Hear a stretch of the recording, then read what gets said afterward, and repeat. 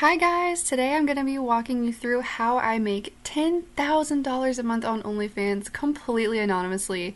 I know it's not as exciting visually to not have me up on the screen, but for obvious reasons I'm hiding my face.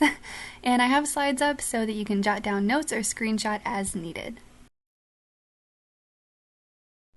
First things first, since you are not using OnlyFans as your normal self, you're going to need a theme for yourself and the actual content on your page. So this can be a character, a special kink, or a fantasy, or even something just as simple as a color scheme will work totally fine. And once you've chosen that, you'll need a username and an online name. The difference being what your URL and usernames are going to be online versus what you actually want your subscribers to call you. Once you've decided on that, you will need a new email account. I prefer Gmail because you can have as many different accounts through them as you want to for free. You can also store any of your content like photos, videos, notes, or anything like that in that Google Drive, separate from your personal stuff, so you don't have to worry about accidentally pulling anything up, photos or videos that you don't want people to see on your phone. Then you'll have to get some profile and header images ready. Please do not spend a ton of money on professional photo shoots or a ton of brand new lingerie or anything like that. Whatever you have lying around already is perfectly fine. You can even just use creative lighting off your phone flashlight if you really want to kind of make your pictures special. So you don't have to show your face or anything identifying. You definitely cannot post any nudity in those profile or header images on OnlyFans, so be careful of that. The next step is getting verified on OnlyFans. To do that, you are required to already have profile, header images, and information in your bio ready to go. So in your bio, you can add information about what your subscribers can expect to see from you, how often you plan to be online, what exactly is in the content. It's also a great place for a tip menu so that if people want to come to your page for specific things, they already know what to do. Then you have to submit your ID. So you will be required to send in pictures of a photo ID and of yourself holding up that photo ID. Don't be worried about this at all. The OnlyFans verification team are the only ones who can see this. And once all of that is submitted, you are good to add your banking information to accept those first few payouts. So hiding your identity as you go through this is honestly way easier than it seems. Kind of goes without saying, but do not ever use your real name or any true facts about your personal life. Even if you're confident that you're talking to a stranger and this person will never know who you really are, just don't go there. If you're extra paranoid about it, like me, I would lock down your personal social media accounts as much as possible before you start posting anything. So update your privacy settings, never ever accept follows or requests from anyone who you don't personally know. And it's also a good idea to make a note in your phone, your Google Docs, or somewhere about who your character is in case you get asked where you're from, your date of birth, what you do for a living. Just have some fake answers ready to go so you don't slip up down the line. When it comes to covering your face and hair, you can do this with wigs, costume makeup, different kinds of masks, or just always be careful to tie your hair up and crop photos and videos before you post them. Tattoos, scars, identifying freckles, anything else like that are also super easy to hide with body makeup.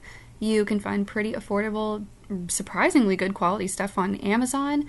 You can find it at department stores, or if you have fully sleeved out legs or arms, just cover them with stockings, or you can cut up your clothes however you want to show the rest of your body and still keep that stuff covered up.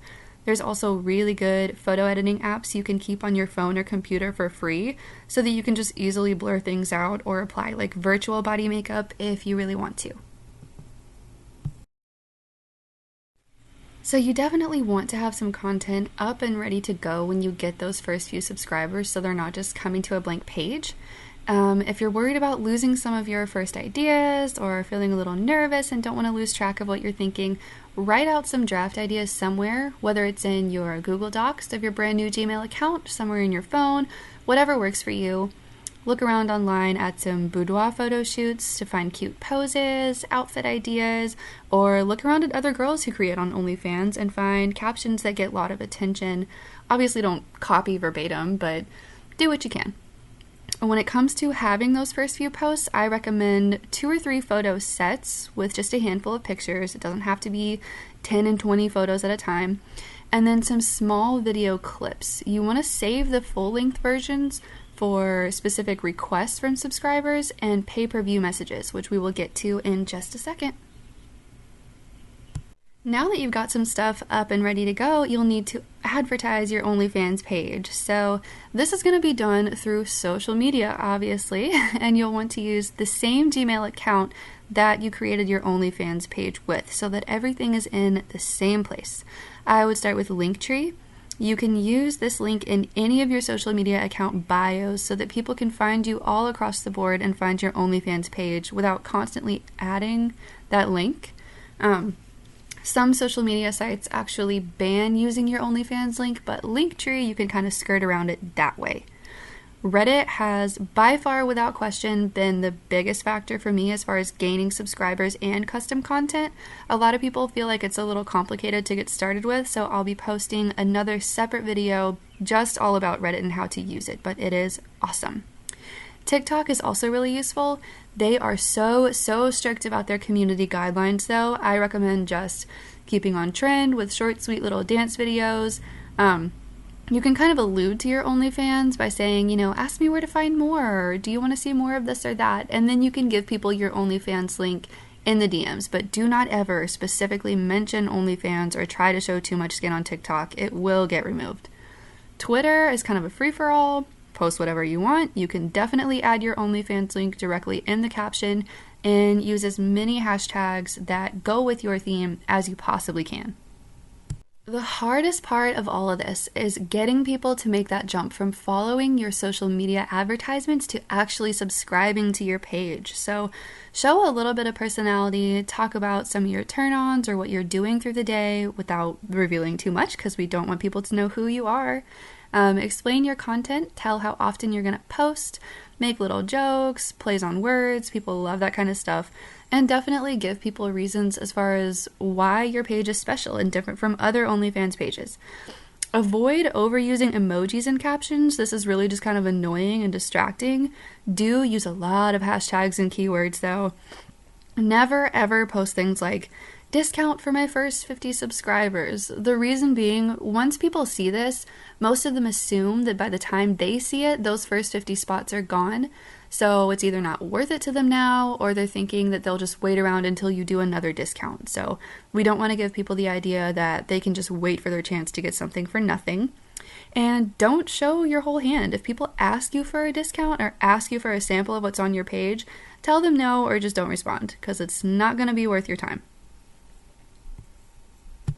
Super important to remember too that gaining subscribers does not guarantee that you will keep them. You have to be consistent with this.